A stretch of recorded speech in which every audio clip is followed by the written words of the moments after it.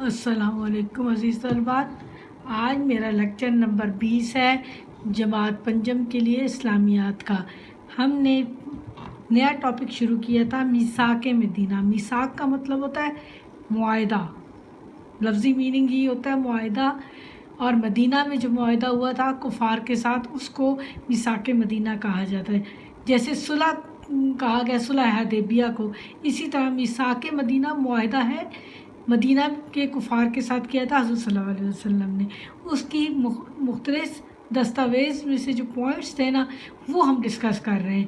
Half ہم discuss کر چکے ہیں اور کچھ آج ہم ڈسکس کریں گے، اور اس میں سے جو کوشچن بنیں گے وہ کریں گے، ٹھیک ہے۔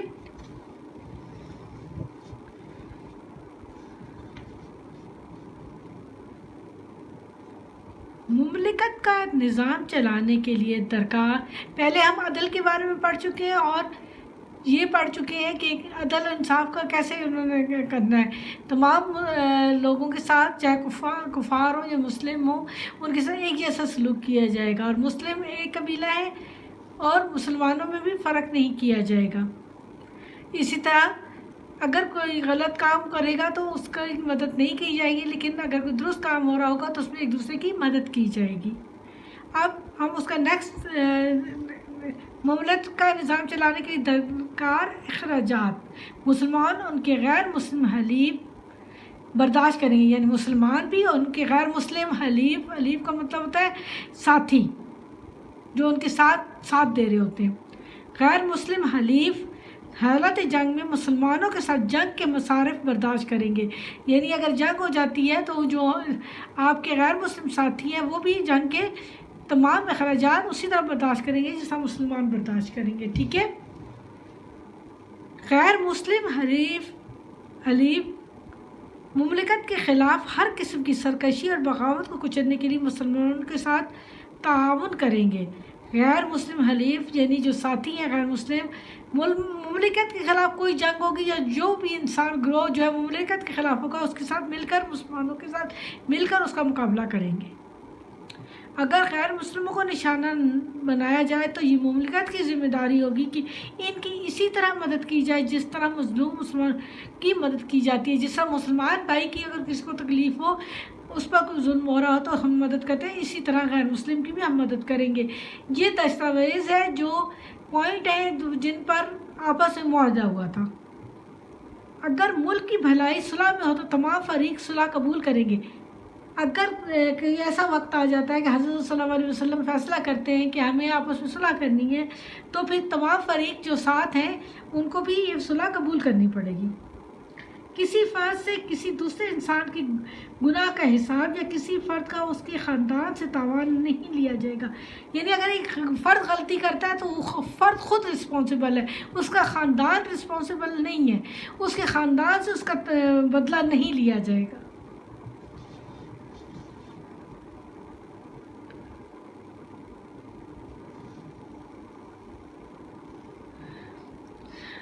ملک کے اندر اور باہر نقل و حرکت کی آزادی مملکت کی حمایت کے ساتھ مشروط ہوگی۔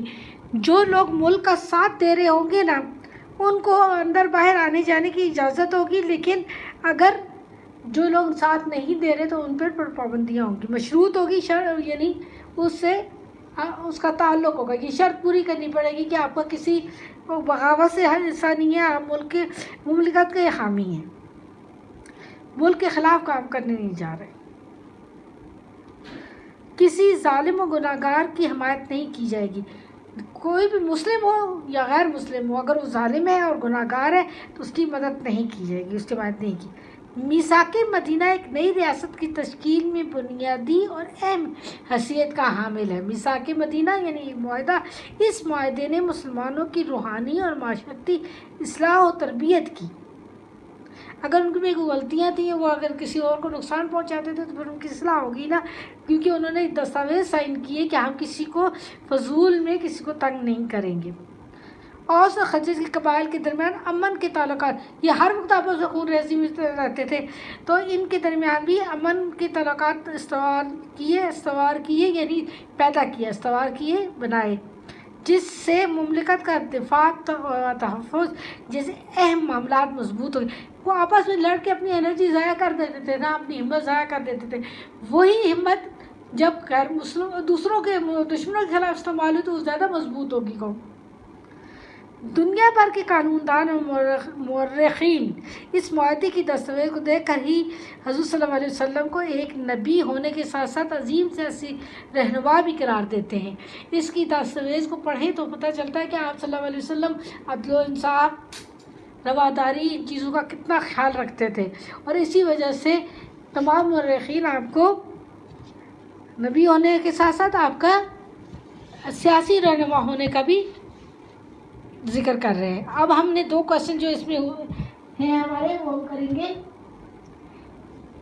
یہ دیکھیں، ڈیٹ، جماعت کا کام، منگل، عنوان میثاق مدینہ۔ سوال نمبر 3، جنگ کے موقع پر مدینہ میں مقیم مسلم و غیر مسلم افراد کے کردار کے پر میثاق مدینہ کے ذریعے کیا معاہدہ ہوا تھا؟ یہ دیکھ لیں۔ معاہدہ میں نے بتایا میثاق مدینہ کا آپ کو، اس میں تھا جنگ کے موقع پر مدینہ میں مقیم مسلم و غیر مسلم افراد کے کردار کے بارے میں میثاق مدینہ کے ذریعے یہ معاہدہ ہوا۔ غیر مسلم حلیف حالت جنگ میں مسلمانوں کے ساتھ جنگ کے مصارف برداشت کریں گے۔ دونوں جو ہیں جنگ کے مصارف مل کر برداشت کریں گے، خدا نخواستہ جنگ ہو جاتی ہے تو۔ غیر مسلم حلیف مملکت کے خلاف ہر قسم کی سرکشی اور بغاوت کو کچلنے کے لیے مسلمانوں کے ساتھ تعاون کریں گے، یعنی وہ ہمارے ساتھی ہیں، اور وہ جو مملکت کو اگر نقصان پہنچانے والے لوگ ہیں تو ان کے خلاف ہماری مدد کریں گے، تمام مسلمانوں کے ساتھ مل کر وہ بھی جنگ لڑیں گے۔ غیر مسلموں کو ظلم کا نشانہ نہ بنایا جائے تو یہ مملکت کی ذمہ داری نشانہ بنایا جائے تو اب یہ مملکت کی ذمہ داری ہے کہ غیر مسلم کو کسی نے تنگ کیا، کسی مسلمان نے، تو اس کے ساتھ ذمہ داری ہے کہ ان کی اسی طرح مدد کی جائے جس طرح سے کسی مسلم کی جاتی ہے۔ ٹھیک ہے، یہ 3 پوائنٹ آتے ہیں اس جنگ کی حالت میں۔ ٹھیک ہے، گناہ اور ظلم کے متعلق میثاق مدینہ کی دستاویز کے بارے میں تحریر کریں۔ گناہ اور ظلم کے متعلق میثاق مدینہ کی دستاویز میں یہ نکات ہیں، میں نے ڈیوائڈ کر کے لکھ لیا ہے تاکہ آپ لوگوں کو پتہ چلتے جائے، کیونکہ مکس میں نہیں پتہ چلتا آپ لوگوں کو۔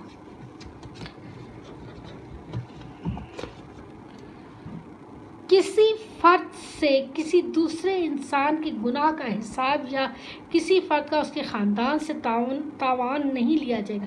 کوئی اگر غلطی کرتا ہے تو اس کی سزا اس کے خاندان کو یا اس کے کسی اور فرد کو نہیں، کسی اور انسان کو نہیں دی جائے گی۔ ٹھیک ہے، خود اس کی غلطی کی سزا دی جائے گی صرف۔ ملک کے اندر اور باہر نقل و حرکت کی آزادی مملکت کی حمایت۔ اگر ملک کے آپ حامی ہیں اور اس کی ساتھ لائل ہیں، یعنی اس کی دفاع کرتے ہیں اور اس کی عزت کا خیال رکھتے ہیں، تو پھر آپ کو آنے جانے کی آزادی ہوگی، لیکن اگر آپ ملک دشمن ہیں تو پھر آپ کے اوپر پابندیاں لگائی جائیں گی۔